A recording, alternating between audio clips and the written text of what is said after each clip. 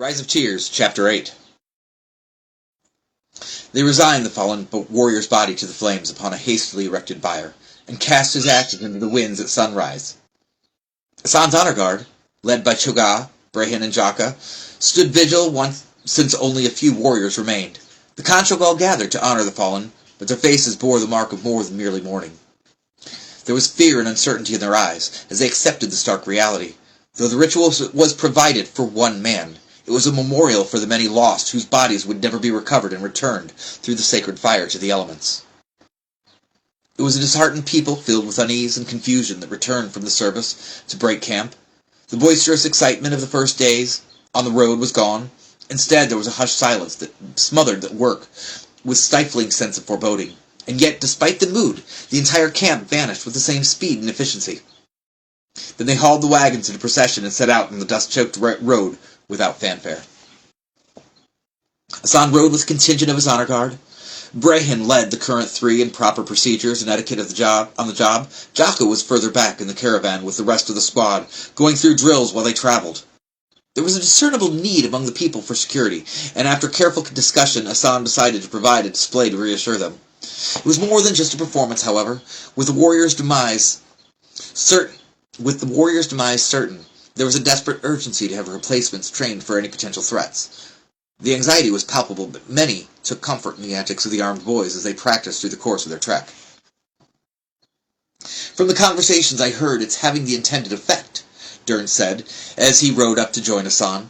It was smart to have them take the lead in building the bier and the service. It helped to see them as more than boys. While I doubt your father takes them seriously yet, it will make it difficult for the Kahra to convince them anyone else otherwise. Did you get anything more before he passed? In the commotion following the soldier's arrival, Hasan had very little chance to speak with his advisor. After the man fell unconscious, Dern examined him and announced the wounds beyond his ability to mend.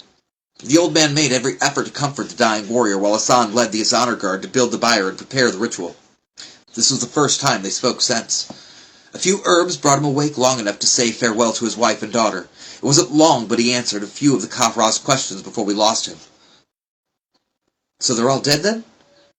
Not necessarily, Dern replied. His memory was muddled, but he believes a few may have been captured. He assumed they were killed after, so his initial pronouncement stands. However, I'm not so sure. They had a slave ship that hints they wanted prisoners. It is likely the survivors were kept. Don't let my father hear that, Hasan replied. He'll send the entire tribe back to save them, and we'll join our brothers in chains. I wouldn't be so certain of that either, Dern responded pensively. He's not taken this disaster well. It appears he's feeling the weight of these deaths. Whether that guilt will alter his future decisions, I can't say. But I hope it leads to a more reflective consideration in matters this grave. So why do you think they want us? Brehyn interjected, from where he rode off to the side. Is it like the stuff you told us last night? Are they hunting gods and wanting to use us as their hounds? Intriguing thought, Dern answered. I can't be certain, but I suspect the bloodline of the Ayun Ka is at the heart of it. The Archbishop seemed particularly interested in your young Ka and his father. The others were treated as fairly and expendable. The old man appeared to have an epiphany. He paused as if to measure its validity. I find it's more coincidental that this new religion speaks of a rebirth. Perhaps they believe they can return the gods, but there's something else, something peculiar about that symbol. That star, I can't place it, but I feel like I'm missing something important. So they seek the greatness lost as well, Hasan commented. Perhaps, Dern replied. However, one group's idea of a god or even greatness is often different from another's. Considering the lengths the Archbishop is willing to go to achieve his goals, I highly doubt his god would be a greatness for our people. The topic sparked an unexpected memory in Hasan. Dern's tale the previous night awakened the thought, but suddenly the connection was clear. In the story, Korrig and his son were able to feel the magic of the divine. Dern described it as a humming sensation. While it could just be an embellishment for the audience, he had a strange feeling he already knew the answer, for he experienced something very similar. Picturing the Archbishop descending those stairs brought the memory of that subtle sensation back. Was that what his forebears experienced? Had he encountered some essence of the divine his bloodline recognized? Azamir's strange power certainly hinted he commanded mysterious forces. Did they wield the power of the gods already? But if they already had it, why did they need the Khanchog? One question undermined his entire theory, however. If his bloodline allowed him to sense it, why didn't his father? He was considering broaching this very topic. when the sound of an approaching rider interrupted. Jaka drew alongside the group with an agitated look. "My apologies, Ka-san. I need to speak with you about a matter of some urgency." He glanced back the way he came, with a hunted look in his eyes. Another rider was quickly drawing near. "No need for all the formality, Jaka. We've been friends since forever," Asan replied. Jaka looked around at the recruits with a suggestive glance. "An example must be set, my Ka." His eyes kept trailing back to his clearly unwanted pursuer. Jaka looked around at the recruits with a suggestive glance. "An example must be set, my Ka." His eyes kept trailing back to his clearly unwanted pursuer. "Very well," Asan conceded. He was never going to escape the constant barrage of honorifics. "What is this matter of urgency?" "Someone interfering with the training. I need you to intervene," Jaka replied. "Who? My father?" "I believe he means me, my Ka," a female voice answered from behind, a hint of mockery in her voice. "It seems big, strong Jaka is unable to manage a mere woman without running to his lord for help." "Back off, Linala," Jaka growled. "It isn't proper." The young woman in pursuit of Jaka laughed at his statement dismissively. She nudged her mount forward and forced her way between Jaka and Asan brazenly, daring anyone to challenge her. Linala was around the same age, and having grown up with them, she exhibited a level of familiarity and lack of obeisance that was uncommon among girls in the tribe. That wasn't the only apparent distinction from others of her gender, however. Her long brown hair was braided in the style of warriors, a distinctly male custom, yet Linala wore it proudly despite others' disapproval, and it complemented her strong, lithe form beautifully. She spurned the softer, more feminine dress for the rugged, stiffened leather garb. In this, too, her preference enhanced her appearance. Her boyish nature built a body of solid muscle and sun-tanned flesh that looked more at home in her own personal style. Asan never looked askance at Linala's breach of custom, or her masculine demeanor. In fact, he was a frequent outlier when it came to tradition himself, so he had little room to judge. But Jaka was from a more traditionalist upbringing and always took her refusal to conform to his perceived standard as a personal affront. Though they were all friends, Jaka and Linala had a confrontational relationship that tended to blow up in these small disputes rather frequently. Asan was usually forced to quell the bickering before it grew too heated. Unsure if he wanted to get into the middle of this current spat, but fairly certain he had little choice, Asan at last asked the question. "What is this about, Jaka? What isn't proper?" "Oh, sure," Linala broke in. "Ask for his side first." "He was here first, Linala," Asan replied, with exasperation. "I'll listen to your side, too." He turned back to Jaka. "Well?" "She wants to join the honor guard," Jaka declared, with apparent horror. "I told her she couldn't. Girls don't carry the spear. But she keeps insisting, and now she's riding beside the recruits and joining in drills despite being told no." Asan had to resist an urge to laugh at his large friend. Jaka's distress at Linala's actions seemed rather overblown and borderline comical, but allowing his feelings to show would only make matters worse. He also couldn't use those feelings to base his decision. Asan was walking a fine line in creating the honor guard. There was a slim margin within which his actions were deemed acceptable by the council. Were he to offend those traditionalist elements, he risked having everything undone. He was about to say as much when his attempt was cut off.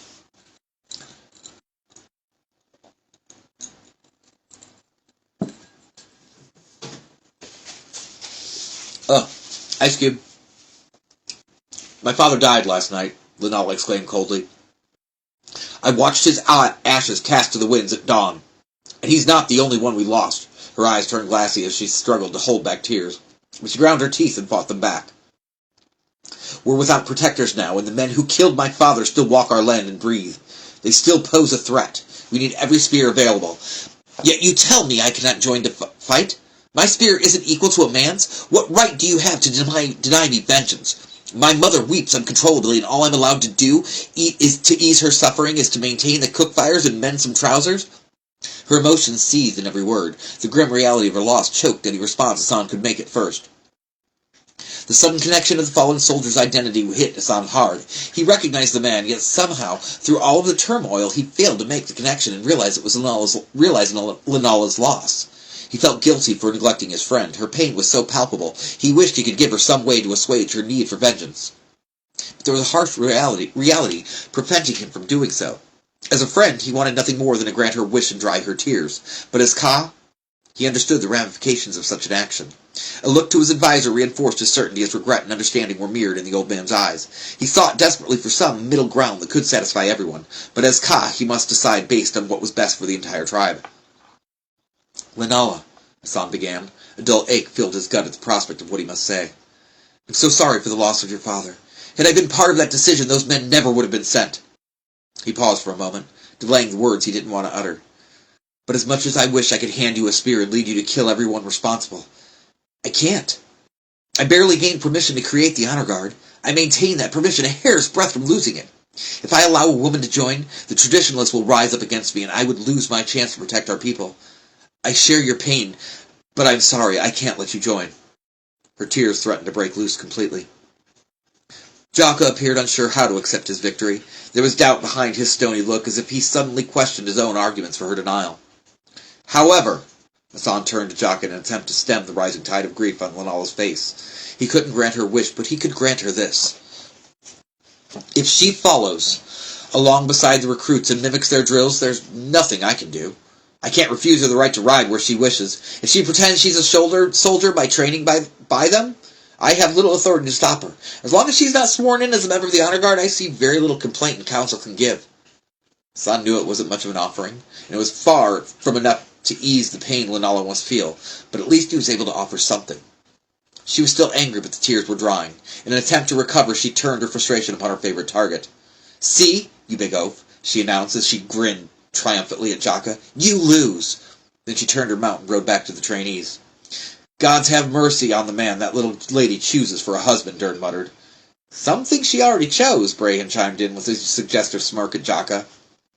"This isn't going to be easy," Jaka muttered, half to himself, completely ignoring his friend's suggestion. "She goes out of her way to ignore me. How am I supposed to lead the men through that?" The look of chagrin on his face was almost enough to spur Hassan to laughter, but he held back. "Make a peace offering," Hassan offered. "She's angry right now. She has every right to be. Give her something that lets her know you understand."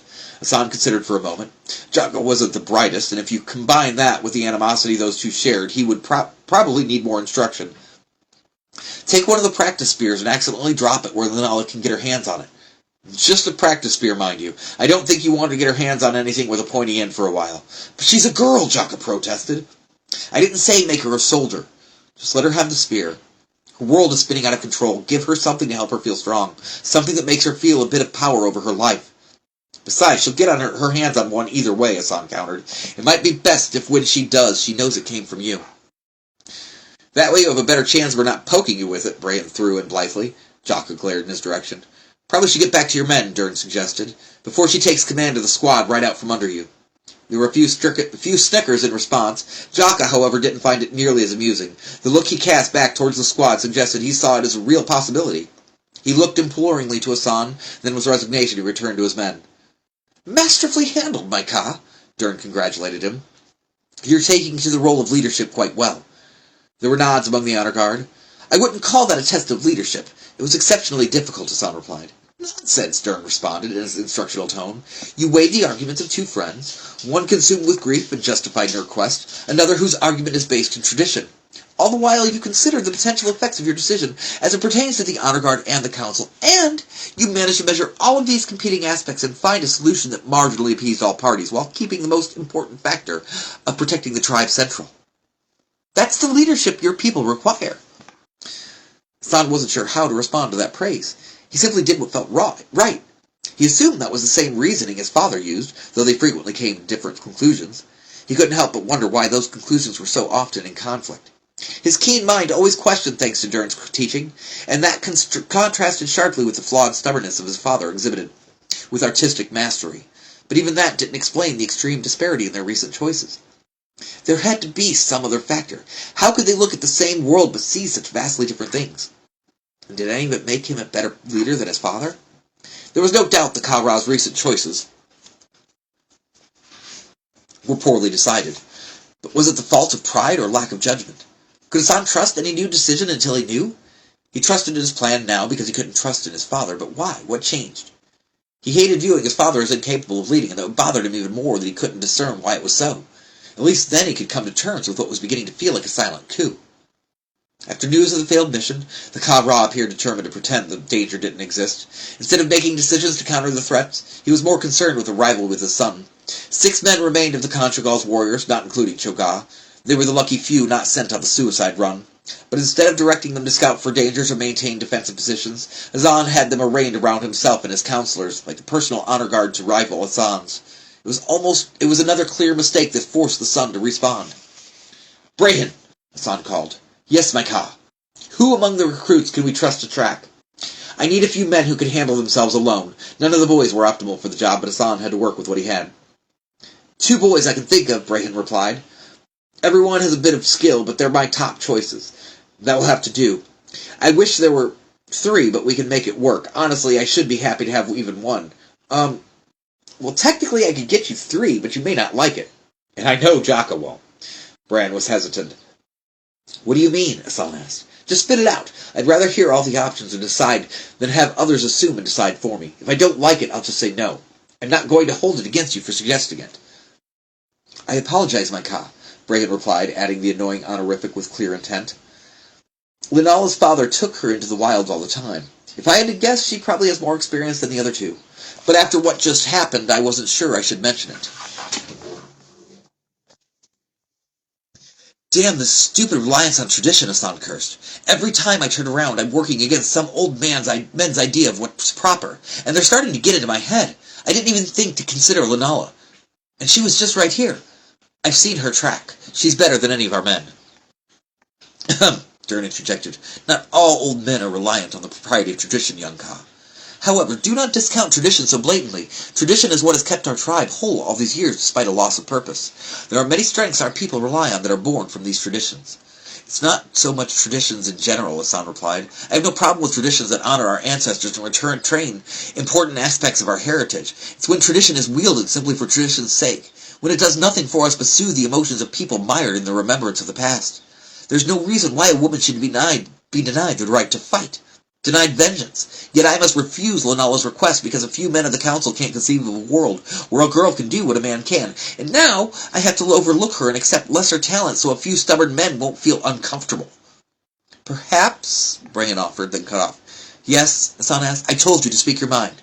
Well, see, I was going to ask, is there any reason these trackers have to be honor guards? If someone accepts the job and we know they can do it, do they have to be sworn to service? Brahan, you keep this cleverness up and you may just get a promotion, Hassan offered in praise. She wouldn't have to be a soldier, and in that case I can't see the council raising a fuss. He thought for a moment. I wanted 3 scouts initially, 2 to ride ahead and keep an eye on both sides of the ladders, but I also wanted a 3rd to fall back and keep an eye out for pursuit. I don't want Azmir to appear suddenly on our trail with a small army. If we send you 2 up front, Lunala, as long as she agrees, behind, no one would even know. And if they figure it out, what can they say? I'm here but to serve, my Ka, Brahan replied with a grandiose air. Don't push it, Brahan. That promotion could still be the latrine digger. Brahan smirked, accepting the threat as the gesture was. Okay, I need you to relay my orders. Send your 2 men up front. Try and convince Lunala to help. I'm sure if you mention she'll be watching for her father's killers, it might encourage her. Give her what she asks in exchange, within reason. I want reports every few hours. If anything seems important, I want to hear about it immediately. Hassan thought a moment more. Also, tell Jaka to split his men in shifts between guarding and training. I want at least 2 men on each side of the caravan riding the length while we travel. He can decide how to split it up. My father is ignoring that need, so we'll provide what we can. Our people deserve to feel safe. Anything else, my Ka? Brahan asked with sincere deference. He appeared surprised by his friend's new commanding role. His usual impishness simply vanished behind an unlikely display of respect. That should be all for now, squad leader, Hassan replied, granting equal recognition. Once you've finished, you return here to work with my personal guard. At once, Brahan announced, then rode off to get to work. Once more, I commend you, Dern offered. You're taking to your responsibilities quite well. And once more, it wasn't that complicated. After all, someone has to do it. Hassan cast a reproving stare towards his father at the head of the column. He and the sycophant counselors were gathered close as they discussed some heated topic from horseback. The great Kahra seems to have lost one loyal follower, it seems, Hassan added curiously. I've never seen Cho'Gath fail to escort my father closely. The arms master, while relatively near the Kahra, and his entourage rode a short ways behind in a clear show of estrangement. It was unclear whether the oddity was the Kahra's will or Cho'Gath's preference, but the look upon the warrior's face spoke volumes. That man is loyal to a fault, Dern commented regretfully. Even were your father to command him to face the enemy alone, he may think your father a fool. He may be angry at being commanded to ride to his death, but he would charge forth anyway. His devotion to his chief is so all-consuming. He did help us with training, Hassan countered, only because your father hadn't prohibited it when you asked. If you notice, he hasn't returned to offer his tutelage since. I fear the Kahra remedied his lack of restrictions, Dern concluded. I'm not so sure, Hassan replied. Sending our men off to die hit him hard even before Lunala's father returned. I can't imagine how he feels now that he knows the truth. He regretted supporting the decision. He told me so. What you say may very well be true, but it doesn't change the truth of his unwavering loyalty. In fact, helping you may be born from that same loyalty. Dern considered his next words carefully. He's aware of your father's failings. He admitted as much to you, and if his current demeanor is any clue, he's not happy with whatever is going on now. But instead of confronting the Ka-Ra and advising him to reconsider, he turned to you to provide the security your father failed to. That way he could remain loyal to your father, yet absolve himself of any guilt for leaving his people unprotected. Rather shrewd assessment, wouldn't you say? Hassan felt the hint of accusation, but he couldn't help it. His father and Cho'Gath were his primary role models for leadership and character, and now it just felt like they were being torn down. Not only was his father failing in his role as chief, but Cho'Gath was sacrificing his ideals for the sake of loyalty. Hassan didn't deny these truths, it just made him angry that everything he believed was being turned on its head.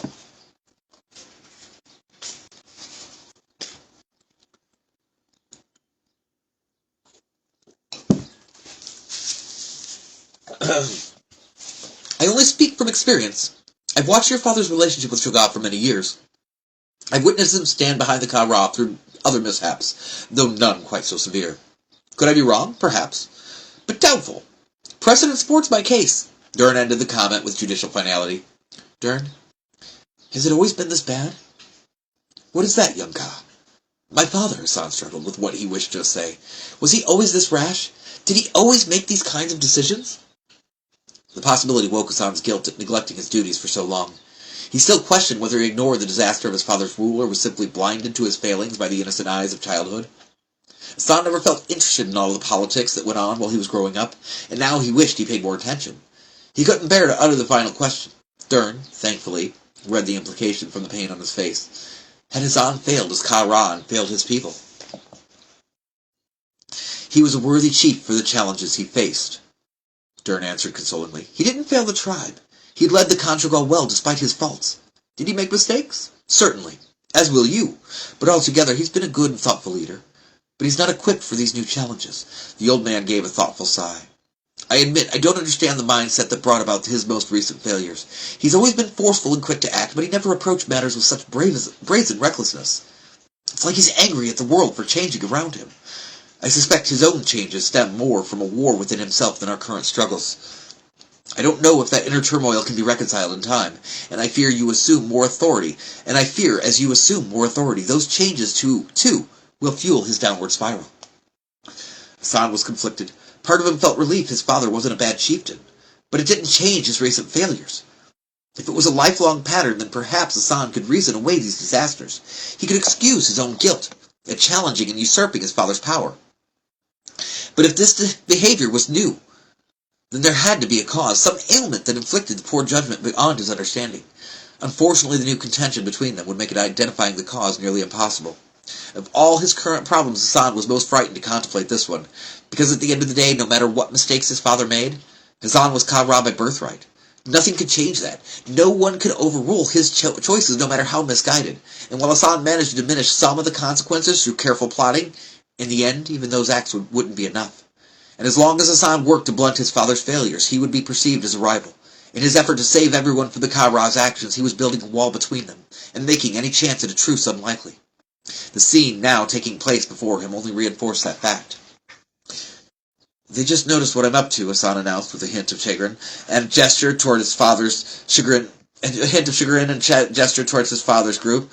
Even from a distance, he could make out their discontent. Two of Hassan's honor guard were bypassing the front of the column as they rode out into the desolate lands ahead. As they vanished, two additional pairs split off from the group of trainees and took up patrols to each side of the column. Though Hassan never intended it, the scene couldn't have been more perfectly designed to anger his father, for as the Ka-Ra rode, safely accompanied by the 6 remaining warriors, Hassan provided protection for the people. It didn't take a calculated mind to understand the impression that made. One among them appeared to agree with Hassan's actions, but he didn't share that with the others. Instead, Cho'Gath offered his support in silence. He watched the men Hassan dispatched with approval, then looked to the young Ka. The nod was barely perceptible, and had he not been watching closely, Hassan would have missed it completely. But that appeared to be the point. Dern was right about the arms master. Cho'Gath's approval only went so far. as it didn't require him to speak out against the Kahra. He was an ally in quiet approval alone. It still felt like betrayal to Hassan, and he looked away. "I fear in doing what is right, that you have only made your job more difficult," Dern lamented. Hassan didn't reply, for he was submerged in the sights and sounds to escape from the chaos of his thoughts. So much happened in the past few days, his mind couldn't make sense of it all. He couldn't think about it any longer, so he retreated to a practice Dern taught him. He closed himself off from the troubles threatening his peace, and he opened himself up to the world around him. The warm rays of the sun enfolded him with their familiar embrace, casting a soothing calm over muscles tense from stress. He watched the radiant brilliance reveal the world around him, marveling at the beauty it bestowed to everything it touched. Alewa's mane sparkled in the light like strands of woven gold. A soft breath of wind sent the metallic threads dancing across his hands on the reins. But the magnificence he beheld didn't end there. Across the stone-wrought tapestry of reds, golds, and browns through which he traveled, the burning rays blurred the air with a rippling haze of heat shimmers. The effect distorted distances and made the world seem insubstantial, as if a strong enough gust of wind might carry it all away. Imposing boulders marbled in an array of sandstone hues cast their shadows in defiance of the burning sun. They were familiar monuments to Hassan, for he traveled this path many times before. The twin spires they called the Sisters, the jagged crest of Fang Ridge, all were signposts of his nomadic life. Each landmark announced the distance of the Conchugal traveled, and how much was left to go. The greatest of these, spanning the eastern horizon like some immense wall built by the hands of giants, stood the cliffs of the Ridgelands, the great destination on their ascent to the high plains. The next destination on their ascent to the high plains. Hassan let the heat sear away his troubled thoughts, and the sights and sounds purged his weary heart. It was, in a way, a cleansing through which he shed the recent traumas, if only for a few moments. He realigned himself with nature, attuning to the land and its lessons. The rhythmic beat of Alewa's hooves flowed freely through his body. They were one in their journey, though through her he felt the passage of miles and the firmness of stone beneath them. Upon his face he felt the caress of the Alewa winds, guiding him with their gentle touch. He could close his eyes and point the way, so true was their twining path. Hassan found peace in these connections, and he used it to sort his thoughts and plan what to do next. The familiar howl of distant winds eventually intruded. The sun vanished behind clouds of debris as another raging sandstorm rose to stalk the land. The Conchugal halted their advance and sought a sheltering outcrop to raise the grand hall near to hole up for their duration. They spent that afternoon and into the night in hushed silence, eating their meals in quiet contemplation. While the raging elements battered the hidebound structure with the recent deaths and the unpredictable frequency of the raging tempest, the Conchugal fell to whispered worries and unspoken fears. There were no stories that could lighten this mood or songs that could awaken the gaiety of a people so unsettled. Even the council held their words, though whether from the same cloud of foreboding or merely the presence of their subject in conversation wasn't clear. Hassan took his place by the Kahra despite the thick fog of discontent that greeted him. The councilor's official welcomes didn't reveal the depth of ill thoughts towards him as clearly as the daggered stares and whispers that followed. Not even those who had supported Hassan's actions felt free to converse, but the quiet truce held until sleep smothered the tension at last in its dream-woven embrace.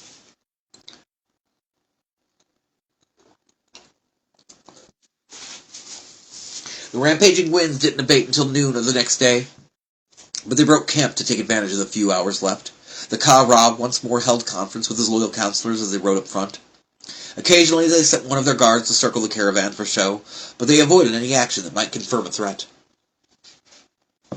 Hassan ignored them and reassured his people through the command of his honor-guarded scouts. He made his presence known as he rode along the procession to evaluate the men he had patrolling.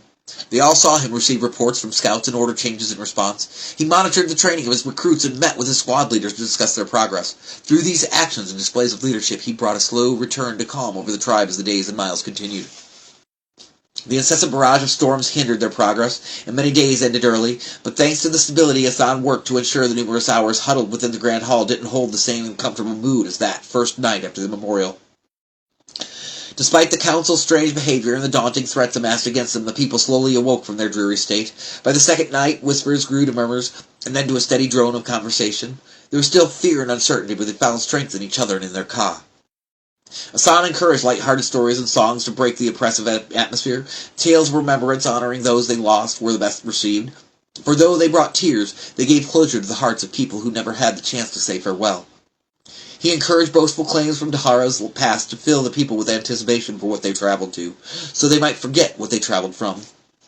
It wasn't an immediate relief, but night by night, and with the assistance of Dern and others, Hassan raised the Conchugal back to a semblance of their proud and lively selves.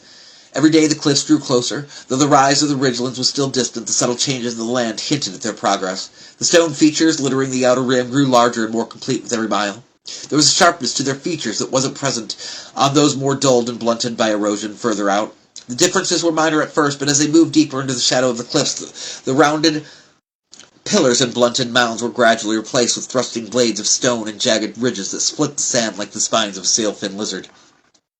The wildlife grew more plentiful towards the interior of the outer rim. Small flocks of sand runners gathered in the cool shadows of these stone outcrops, kicking their long, scaled legs through the sand for a meal. A call from their patriarch always brought their odd feathered heads up to stare warily as the line of Dahar and wagons passed before returning to their shuffling dance. Occasionally, they passed dark recesses littered with bones, the hidden lair of a briar cat or larger cragwolf. It was hard to tell which before nightfall. Despite the frequent storms, the Conjugal made decent progress. The tribe's unease gradually subsided as no new threats arose. Hasan wished he shared in their relief, but he couldn't shake the feeling that the dangers were merely biding their time. He reviewed everything, searching for any signs of their enemies. When his scouts returned with reports, he interrogated them thoroughly until he felt satisfied nothing was missed. There was very little to be discovered. By the fourth day, however, the scouts' reports brought strange news. It was nothing particularly alarming, just oddities that didn't add up. The lead scouts reported finding skeletons lost in the sands, likely unfortunate travelers who risked the hardship of Highland's winter. Failed expeditions weren't altogether uncommon and didn't rise to the level of threat. There was always one or two greedy traders who thought they could beat rivals to market, but the number of dead was remarkable. It wasn't just one or two poor souls, but several dozen.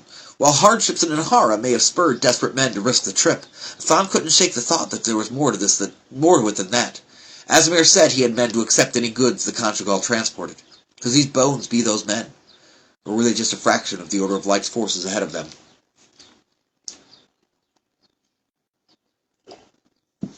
Lunala returned with unusual reports as well. She was a more skilled tracker and discovered details the others missed. While there were no signs of pursuit, Lunala was certain there was a group several days ahead. She found the remains of two camps despite clear attempts to erase them. It was a small group, moving faster than the caravan, though he lacked proof. Hasan felt certain Avar was with them.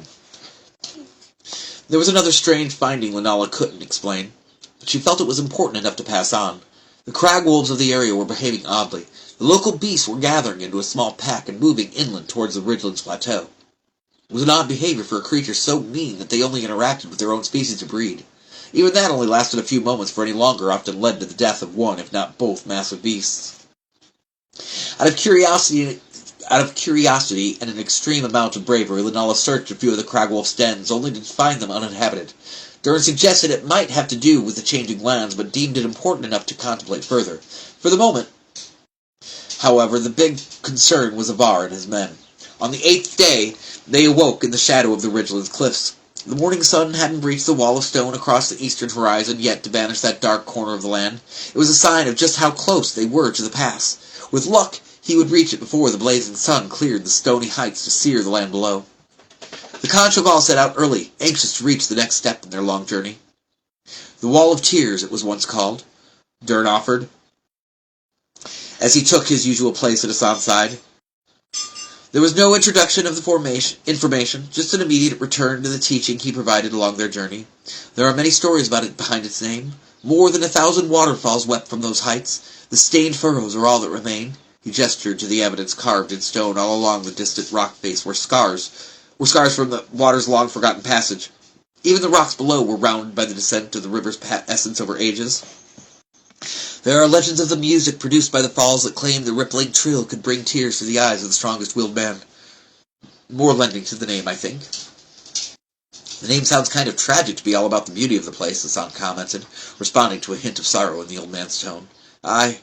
As I said, there are many stories. He shifted slightly in the saddle, clearly bothered. In the days after the war with the Assembly, a great mourning overtook the people of the Highlands. Many mourned the loss of their gods, but thousands of men died among the armies of the Stonelords, and those men left behind a great many widows. Fearful of the changing world and lost without their loves, thousands of heartbroken wives and maidens forsook their homes to travel to these cliffs. In fits of despair, they threw themselves from the heights to join the men who died to protect them. Why here? Hasan uttered a near whisper. What made these cliffs so special? I assume the beauty of the land at the time was part of it. They wished their souls to ride the colored light of the field of rainbows into the arms of their lost ones. Field of rainbows? It was odd hearing all these unfamiliar names of places Hassan thought he knew. He couldn't remember ever seeing a rainbow in the highlands. Yes. You walk through them right now. The mist from the cascading waterfalls filled the air for several miles out, Dern explained. When the sunlight caught just right, it refracted all the colors of the world. It was feared by outsiders as a wall of divine light when it was merely the effect of two forces meeting in a magnificently crafted environment. I fear those poor heart-sick women thought the beauty was some last vestige of their lost gods. They tried to ride the light of heaven into the afterlife. I only hope their souls found peace. Is there no part of history that isn't painted with blood, tears, and pain? Hassan asked in audible horror. There are many acts of both good and evil strewn throughout the world's past, Dern replied in his scholarly tone. Yet I fear it is the acts of greatest atrocity and violence that change the world so much more, and in turn scar the pages of history with their memory. Hassan stared up at the cliffs, imagining the many lives cast from those heights, when Turan and Matas, the two front-ranging scouts, rode up. They were unhurried, and their faces didn't hint at anything untoward in their patrols. They saluted their Ka with fist to heart, and then took up positions around Hassan. Welcome back, men, Hassan greeted, returning the salute. He was astonished at how quickly the formality set in among his men, and he strongly suspected Jaka and Brain had a hand in it. They knew it bothered him, and it was the kind of thing they would do just for fun. What news do you bring? We should reach the ascent to the ridgelands by noon, Turan, the older of the two, replied. Hassan glanced to the sky, where the first fiery edge of the blazing sun was just beginning to peek past the towering heights, marking noon as nearly upon them. No dangers ahead? Hassan inclined to ask, though he was certain they would have led with that information if there was. Just more of the same, my Ka, Matas replied. Some crag-wolf tracks like that I cannot get through that sentence. Some crag-wolf tracks like what Lenala was concerned about. A few more skeletons scattered among the rocks. Only thing slightly odd is the bones up in the abandoned cave town near the pass. Looks like they were wearing shackles, but again, he's dead, so I doubt he poses much threat. Interesting, Dern mused. Were there any clues as to this unfortunate soul's identity? I'm sorry, advisor, Matas replied. Turan and I thought we should return with our news since it seemed out of place. I didn't get a chance to investigate further. We'll be stopped there anyway while the wagons are prepped for the ascent. There should be plenty of time to check it out. Very well, Dern responded. He seemed perturbed by the formal use of the advisor title, but he had accepted it willingly, and it was rightfully deserved, so there was little to complain about. As if the earlier mention of her name was a summons, Lenala rode in to join the group around Hassan. She gave a courteous nod to her Ka, but didn't give the honor guard's customary salute. The pack came through here, she announced, as she eased her way in. I bet they took the pass up to the ridgelands. There's little else they could have come this way for. The tracks said as much, Turan added in respectful tone. It was an interesting dynamic that had grown between the scouts in the weeks since taking on their duties. Lenala was more skilled, and because of that fact the two boys sought her advice frequently. Oftentimes, while the honor guard trained with weapons at day's end, Lenala could be found instructing the two scouts with lessons from her father's tutelage. Have crag-wolves ever migrated between the tiers before? Hassan wondered aloud. I would suspect not, Dern countered. Each beast maintains a well-guarded territory for their entire life, until now. I'm not even sure how they've traveled together this long without killing each other, but if they move up to the ridgelands, they're going to invade other territories. There are certain to be conflicts. Unless the new ones join the pack, Hassan countered. How many are there now? 8, Turan and Matas answered together. 13, Lenala corrected them. There was no question whose number was more accurate. The best we can hope is this is a migration spurred by the changing weather, Hassan concluded. But we can't be complacent. Monitor their movements and keep those on duty as prize of what's going on. If it turns out to be a threat, I want everyone prepared for it. Other than that, there's little we can do. But we can investigate that skeleton while the tribe breaches the pass. Would you all care to accompany me? Yes, my Ka. The reply came in unison. They rode out under the disapproving glare of the Ka-Ra and his loyalists. As the sun cleared the wall of cliffs to scatter the lingering shadows beneath, they approached the ridgeland rise. The narrow pass split the imposing face of the bluff like a cleaved wound from an axe-wielding giant. Within the dark defile, the steep path of the pass climbed the heights of the highland's second rise. Very little light seeped into the fissure, leaving shadows and mystery for any who sought what awaited ahead. Hassan stood before this gaping crevasse numerous times, but he never felt the foreboding chill he felt now. Was it from the recent events, or were his senses granting a premonitory warning?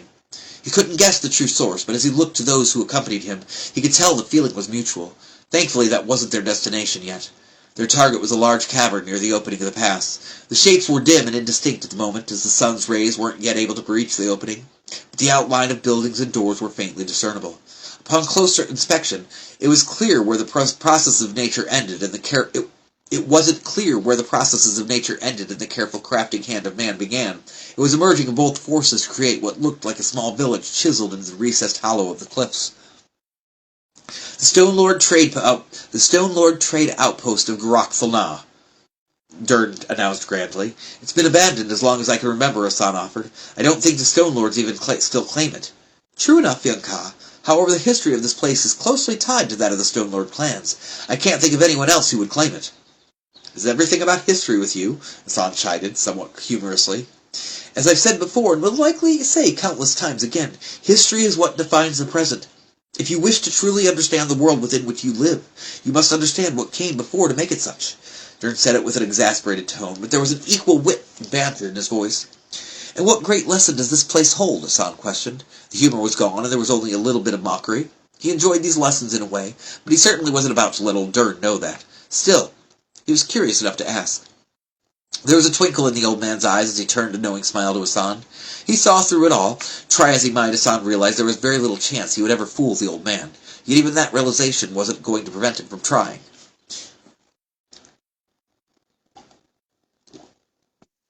After the battle with the Assembly of Virtue, Stone Lords were, needless to say, less than hospitable to visitors from beyond the boundaries of the Highlands. Many attempts at contact ended in the envoys being thrown from the outer rim.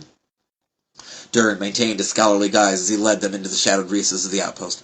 However, there were some not as willing to give up on the valuable resources of the land. The founding nations from the central continent were determined to open relations and get their hands on the wealth of ore and gems the Stone Lords mined.